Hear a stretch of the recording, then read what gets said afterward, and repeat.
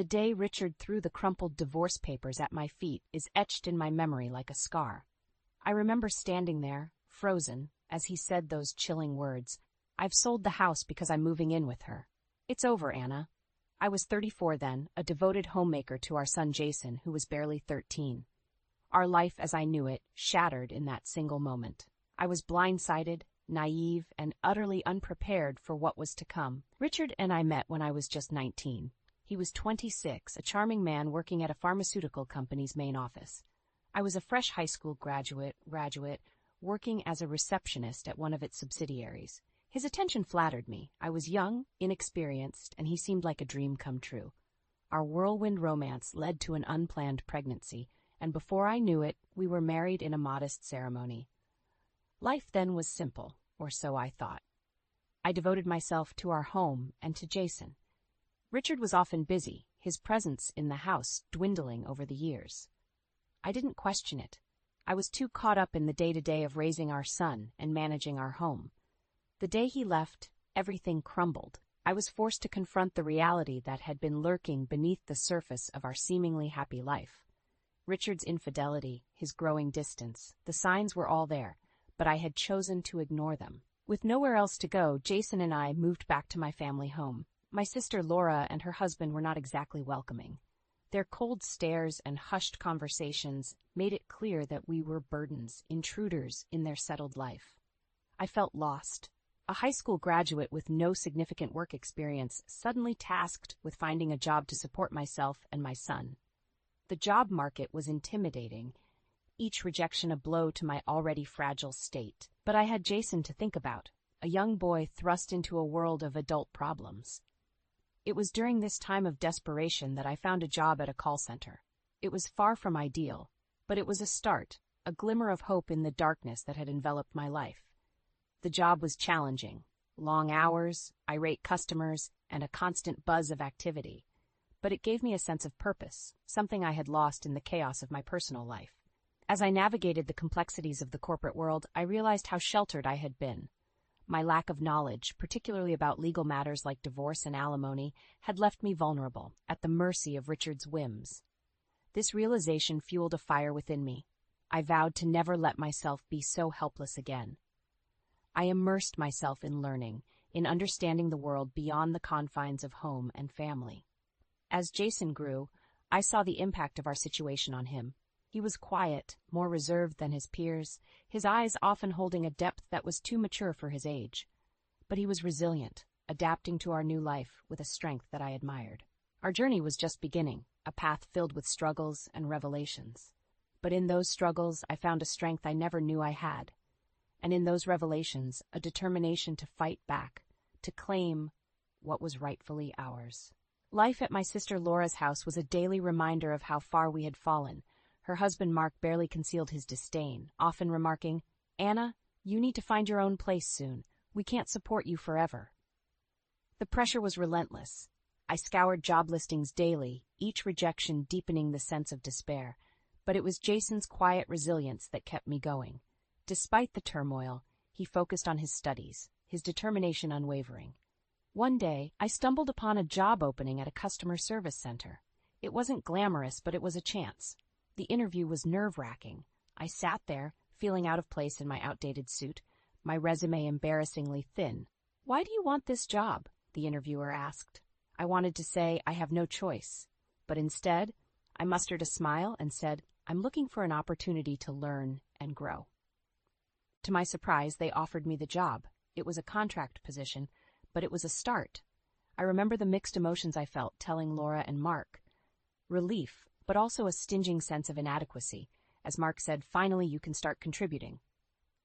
The job was challenging. The fast-paced environment, the endless calls, it was overwhelming.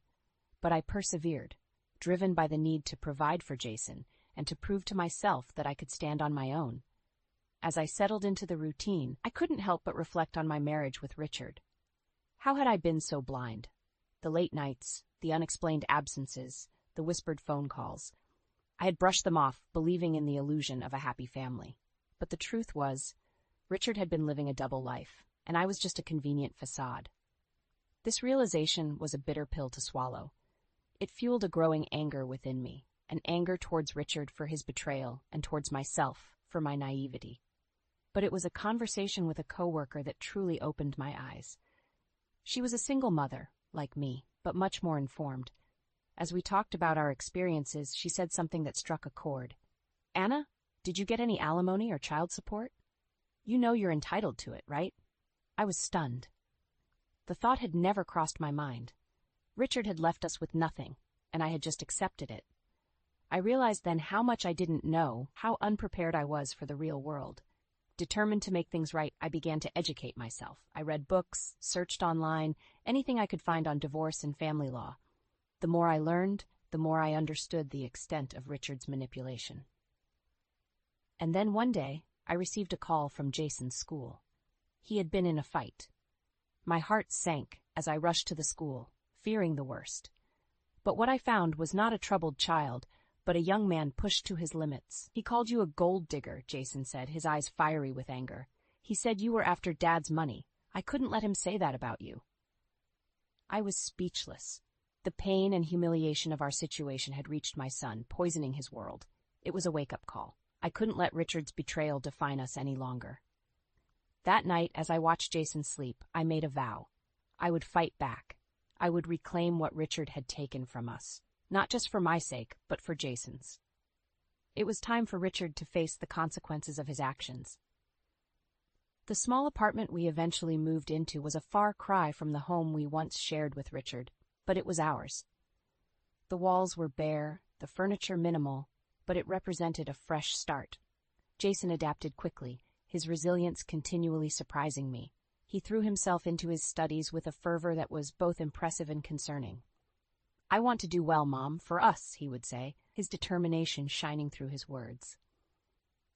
I had been working at the call center for a year now. The job was still demanding, but I had grown more confident, more adept at handling the challenges. The sense of achievement was small, but it was there, a constant reminder that I was more than Richard's discarded wife. One evening, as Jason and I were having dinner, he looked up from his plate and said, "Mom, do you ever think about Dad?" The question caught me off guard. Richard was a subject we rarely touched upon. "Sometimes," I admitted, "but not in the way you might think. I think about what he did to us, how he left us with nothing." Jason's eyes darkened. "I hate him for what he did. He thinks he can just walk away without any consequences." His words struck a chord in me. The anger, the sense of injustice that had been simmering within me, found resonance in Jason's words. "You're right," I said, my voice steady. "He shouldn't get away with it." Over the next few weeks, I began to research more about divorce and family law. I learned about alimony, child support, and the legal avenues available for redress. The more I learned, the more empowered I felt. Then a breakthrough came. I discovered that in cases of infidelity, the betrayed spouse could file for alimony even years after the divorce, under certain conditions.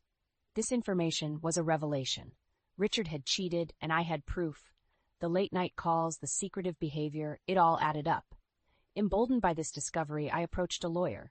She was sympathetic, her eyes reflecting an understanding that went beyond professional courtesy. "You have a case," she said, "but it won't be easy. Are you ready for this?" I nodded, my resolve firm. "I'm ready, for myself and for Jason." The lawyer laid out a plan. We would file for alimony, citing Richard's infidelity and his failure to provide financial support after the divorce. The process would be long and possibly contentious, but I was prepared. I had to be. Jason was supportive, his quiet strength a constant source of comfort. "We'll get through this, Mom," he assured me. "We're in this together." The day we filed the lawsuit, I felt a mix of emotions. Fear, anxiety, but above all, a sense of righteousness. Richard had wronged us, and it was time for him to answer for his actions. As the legal proceedings began, I braced myself for the backlash. Richard was not going to take this lying down, but I was no longer the naive young woman he had left behind. I was stronger, wiser, and I was ready to fight. The legal battle against Richard was like opening a Pandora's box. The lawyer's investigation unearthed more than just infidelity. It revealed a web of lies and deceit that Richard had woven over the years. As we sat in the lawyer's office one afternoon, she presented us with a file. "This is more than I expected," she said, her tone serious. Richard wasn't just unfaithful, he was living a double life. The documents in the file painted a damning picture. Bank statements, credit card bills, and photos, evidence of Richard's secret life, a life filled with luxury and indulgence, all while neglecting his family. "Look at this," the lawyer pointed to a photograph. It was Richard, looking carefree and happy, with a woman who was not me, his arm wrapped around her. My heart clenched at the sight, but I steeled myself. This was the truth, the reality I had to face. Jason's face hardened as he looked at the evidence. How could he do this? To us, to you. His voice was a mix of anger and disbelief. "We'll make him pay for this," I said, my voice firm. "He can't get away with it." The lawsuit took a toll on us. Richard's lawyers were aggressive, trying to discredit me, paint me as a vindictive ex-wife. But I stood my ground, bolstered by the evidence and the support of Jason and our lawyer. Then came the day of the deposition. Richard sat across from us, his demeanor smug and confident. But that confidence waned as the lawyer began to present the evidence. "Mr. Richard, can you explain these expenses?" she asked, her tone accusatory as she slid the bank statements across the table. Richard's eyes flicked over the documents, and I saw a flicker of panic. "These are personal expenses. They have nothing to do with my marriage." "And these photos," the lawyer continued, her gaze unwavering, "they tell a different story." Richard's facade began to crack. He fumbled for words, his composure slipping. It was nothing serious, just a fling." "A fling?" Jason interjected, his voice icy. "You destroyed our family for a fling?" The room was thick with tension. Richard's lawyer tried to intervene, but the damage was done. The evidence was overwhelming, Richard's excuses feeble and unconvincing. As we left the deposition, I felt a sense of vindication. Richard had been exposed for what he truly was, a cheat. But it was not over yet. The lawsuit would continue, and I knew Richard would fight back. But I was ready. For the first time, I felt in control, no longer a victim of Richard's betrayal. I was fighting back not just for myself, but for Jason, for the life we deserved. The lawsuit against Richard was dragging on, each hearing more contentious than the last. But amid this turmoil, a surprising development unfolded. One evening, Jason came home, a peculiar look on his face. "Mom, you won't believe what happened today," he said, a mix of amusement and disbelief in his voice. "What happened?" I asked, curious. "I had a job interview today at a pharmaceutical company. Guess who the HR manager is?" I felt a chill run down my spine. "Not Richard?" Jason nodded. "Yes, Richard. He didn't recognize me at first. I guessed he'd forget his own son's face." The irony was bitter. Richard, who had discarded his family for his career, was now unknowingly interviewing his own son. "What did you do?" I asked, a part of me anxious about the encounter. Jason's eyes gleamed with a cold fire.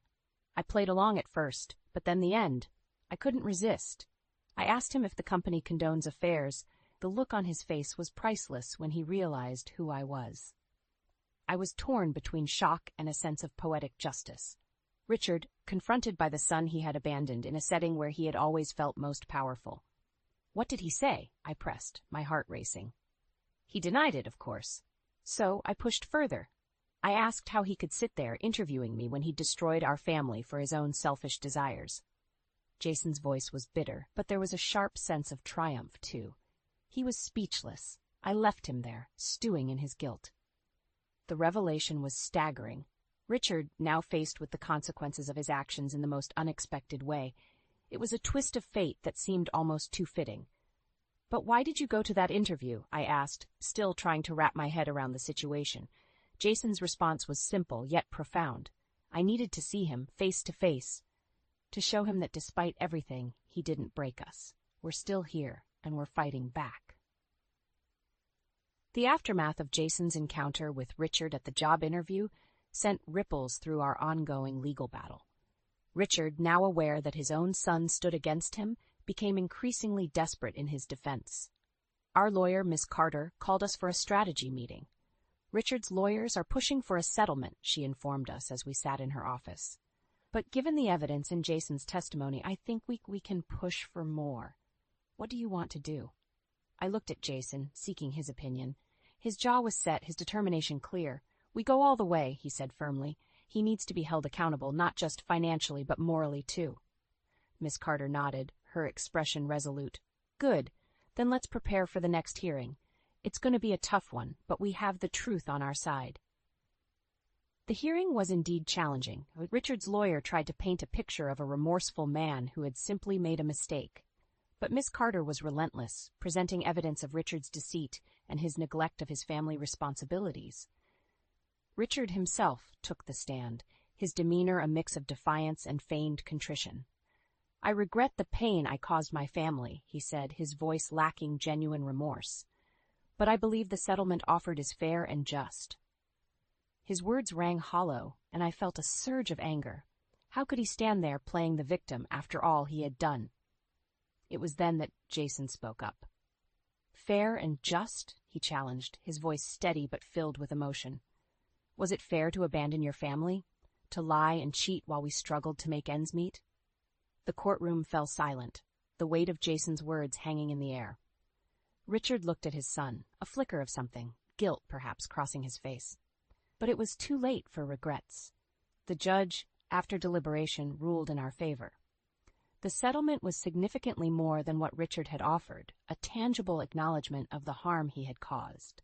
As we left the courthouse, a sense of vindication filled me. It wasn't just about the money, it was about justice, about holding Richard accountable for his actions. "We did it, Mom," Jason said, a hint of a smile on his lips. "We finally made him pay." The legal victory over Richard was more than just a win in court. It was a reclaiming of our dignity and a step towards healing. But the story didn't end there. The consequences of Richard's actions started to unravel his life, both professionally and personally.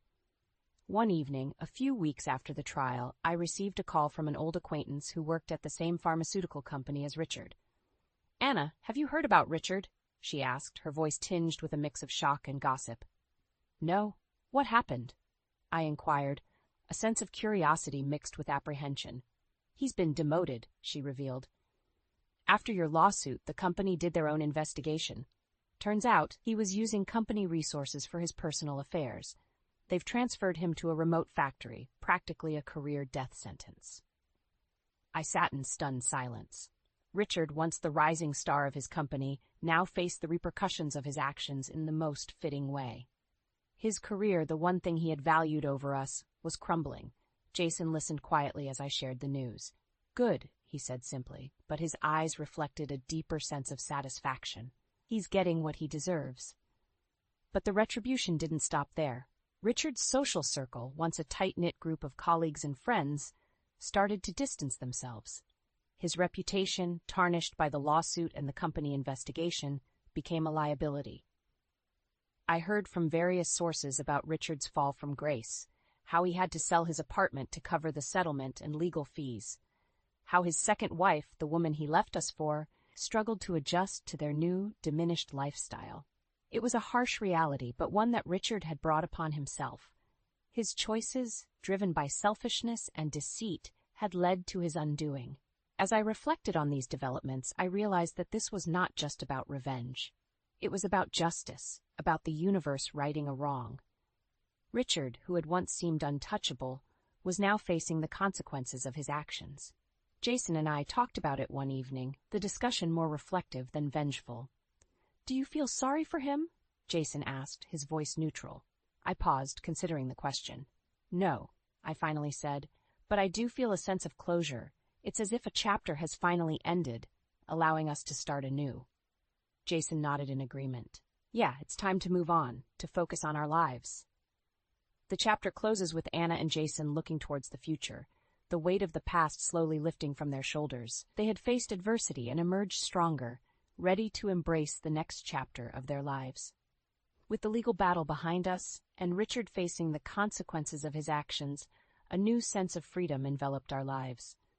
It was as if we had been released from a dark cloud that had loomed over us for years. Our small apartment, once a symbol of our struggle, began to feel more like home. We redecorated, making it a reflection of our new beginning.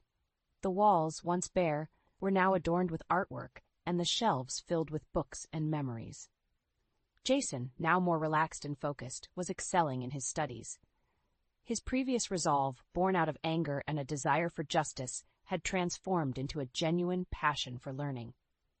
"I'm thinking of applying for a research internship this summer," he told me one evening, his eyes alight with excitement. "That's wonderful, Jason," I said, feeling a surge of pride. "You've worked so hard for this."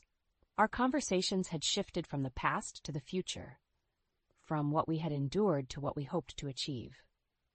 We talked about travel, about the places we wanted to see, and the experiences we wanted to have. One day, as we sat sipping coffee in our newly decorated living room, I brought up a topic that had been on my mind. "Jason, have you thought about dating? You know, meeting someone special?" He chuckled, a bit embarrassed. "I've been so focused on school and everything else. But yeah, I think I'm ready to start dating." I smiled, happy to see him considering a normal, happy aspect of life. After everything we had been through, it felt like a victory in itself.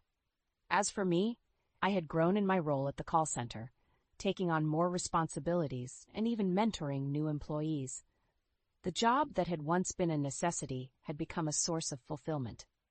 One evening, as we were having dinner, Jason looked up from his plate and said, "Mom, I've been thinking.